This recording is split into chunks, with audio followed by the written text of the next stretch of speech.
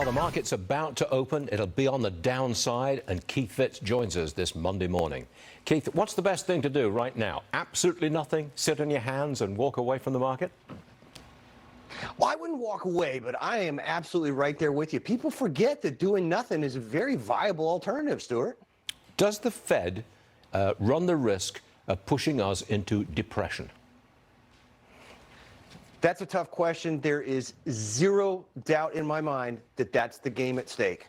Zero. Well, I've used a very strong word. I've used the word depression. Do you think the Fed is going to push us into depression?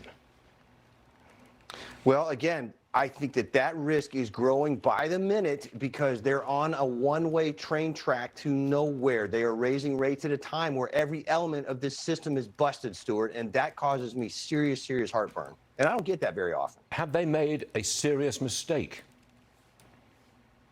Oh, I think they've made many serious mistakes. They've already caused the next three crises. They got transitory wrong. That's going to be studied for 100+ years as how not to run a Fed. Now they're raising rates at the wrong time, and they're continuing with a damn the torpedoes policy despite overwhelming evidence that it's not working.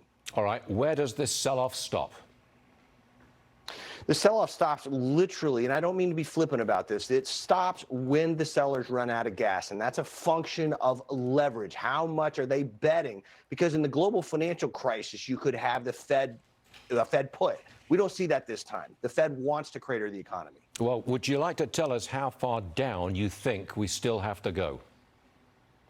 I think 34.50 is going to be a serious line in the sand. We're going to take out the June lows here unless there's something there. China and Russia both continue to worry traders in the short term. So, okay, that's a short-term sell-off, and who knows about the long term.